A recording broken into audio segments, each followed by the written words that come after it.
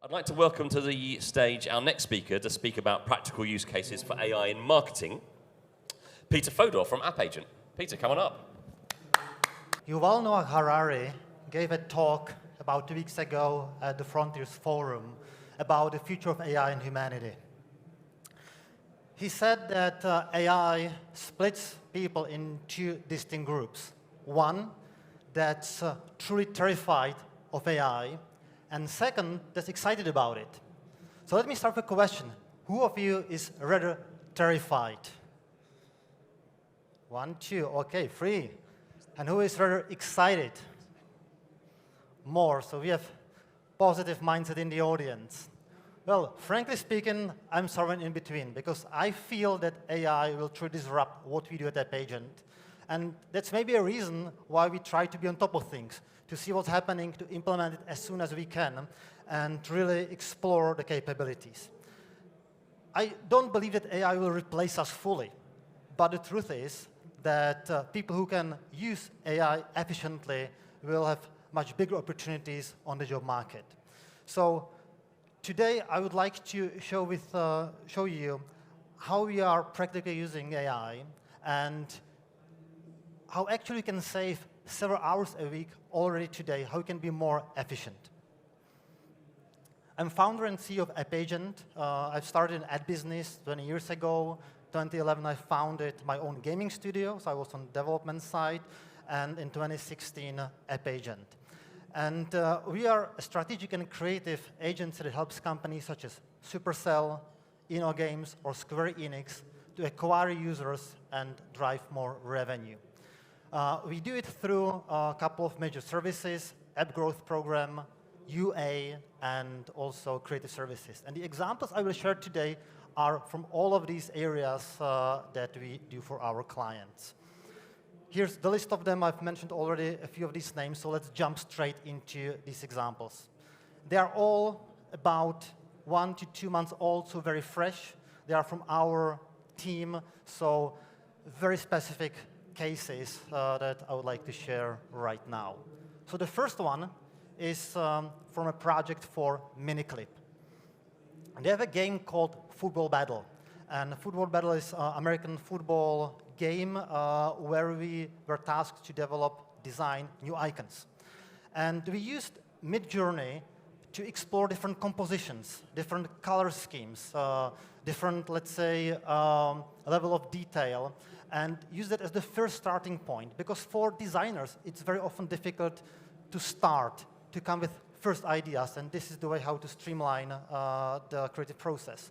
Then we moved that JPEG file, because that's what you get out of Midjourney, to our designer who did digital sketch based on one of the most favorite options offered by Midjourney.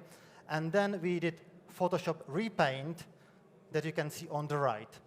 So this shows how AI can inspire creative people and really speed up the start of any project. The second is similar. This is for Star Stable, a game for teenage girls. It's about horses. And Midjourney generated a very beautiful icon that was also nicely in line with the design of the game. But you don't get a layered PSD. You can't play much with the JPEG file. So what we did here, we did a Photoshop overpaint, and this is the final result.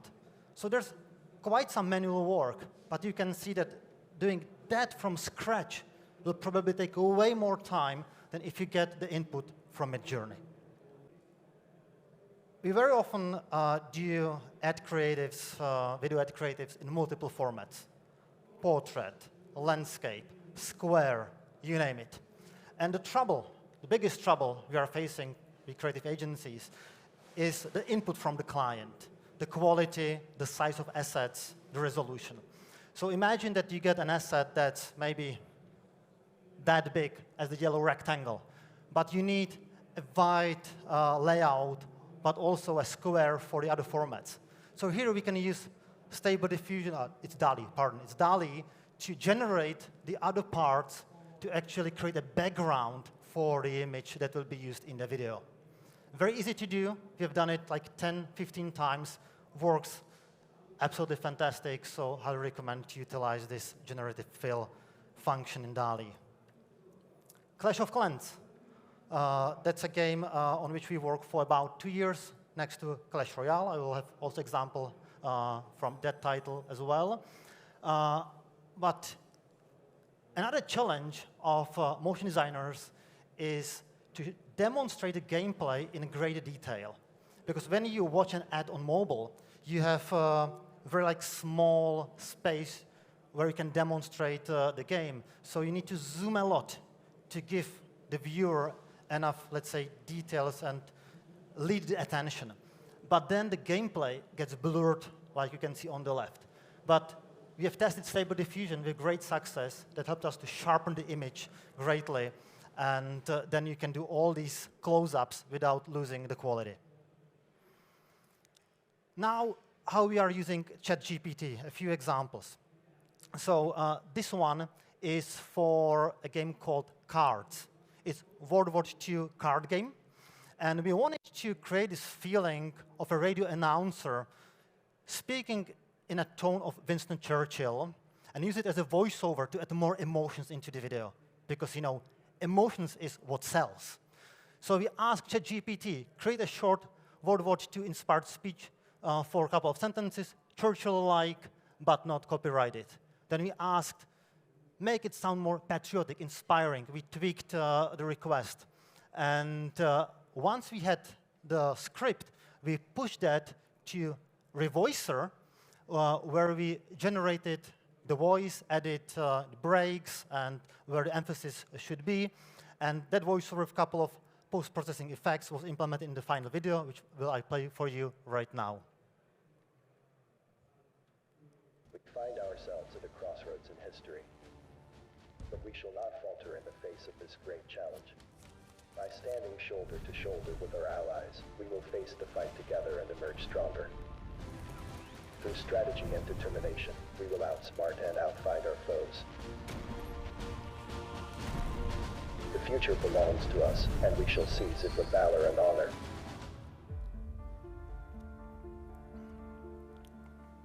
So you don't have to hire script writers or narrators. You can do that in a few minutes in your bedroom.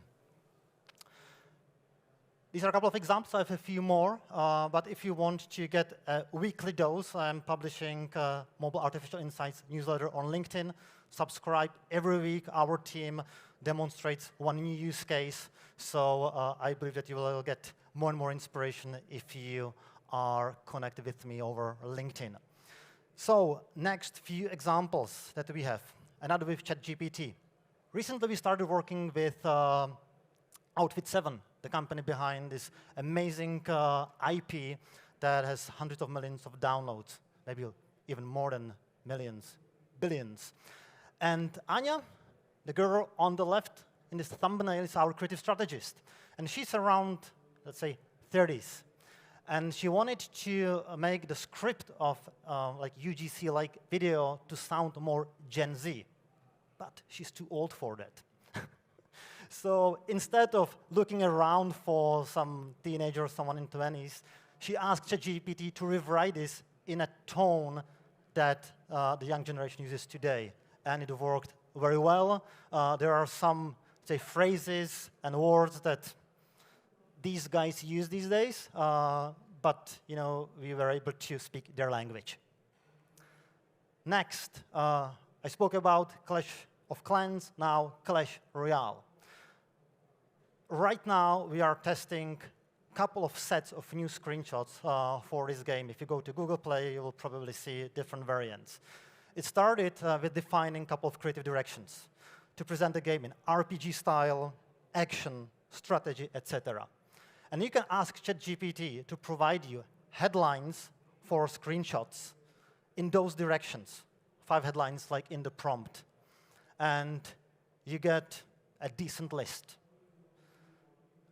These are, I would say, very good headlines, full of emotions, strong wording, and then we generated these 3 sets, combining or handpicking and doing these final touches with our creative team. But again, it saves so much time and streamlines the process tremendously.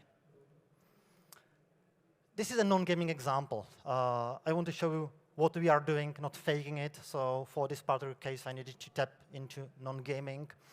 But App Store optimization is how you optimize either search or conversion in the store. In search, it means using right keywords in the title, subtitle, and keyword field, which is not that difficult if this is in English. But imagine that you need to optimize it for Italy, Korea, other languages that you don't have in-house, and you don't have native ASO researchers in each geo that can help you.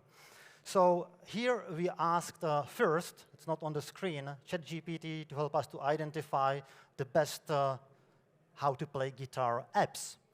Once we had them, we asked for helping us understanding the right keywords these apps are using, and use that as a lead to own fresh new suggestions based on this initial research.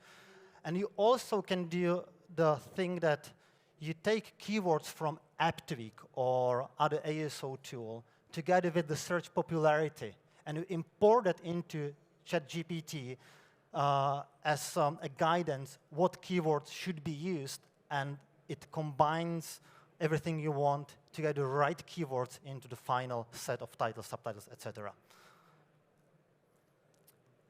Merge Vikings. That's a new game by a company called Metacore.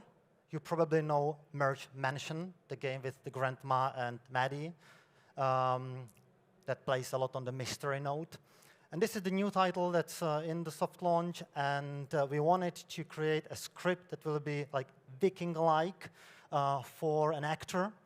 And you know, like how you define a tone that Vikings might use, or words, that's quite a complicated task. But here we got it again in a few seconds, and I will play another video that you can watch it and listen to it.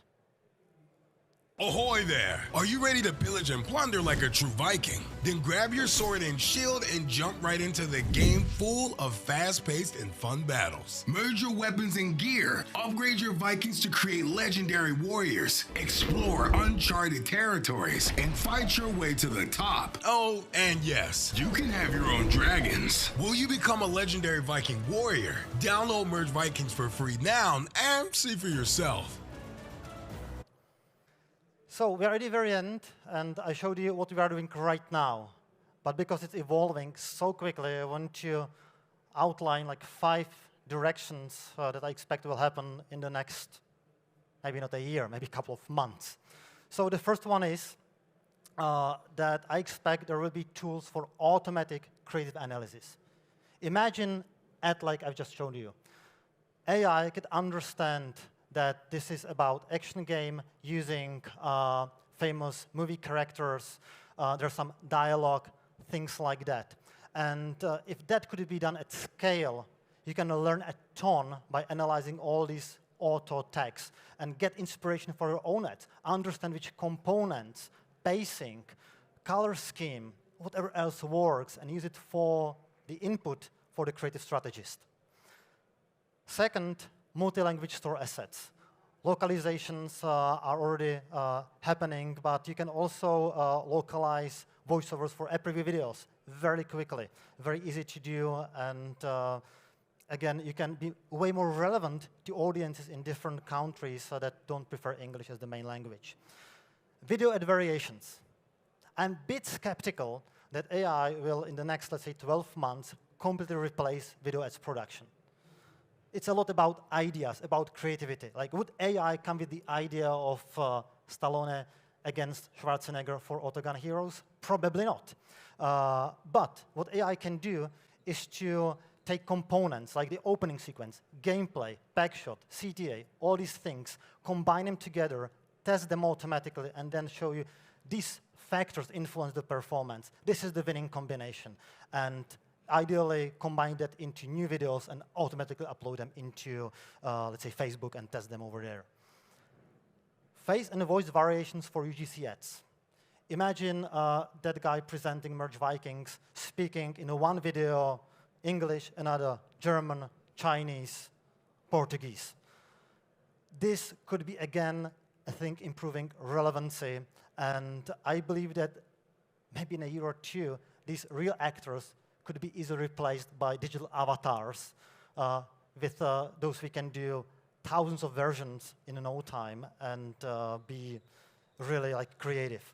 And the last is 3D models from text, something that we are already exploring. You can create decent assets that you can import into Unreal or Unity engines and create catchy 3D opening sequences for your ads, again, in a very short time. So I believe this will happen in the next couple of months. Stay tuned, and let's see where this all will end up. So thank you for your attention. If you want to discuss this with me, I will be around. You can ping me over email, and feel free to connect over LinkedIn. Thank you. Thank you very much.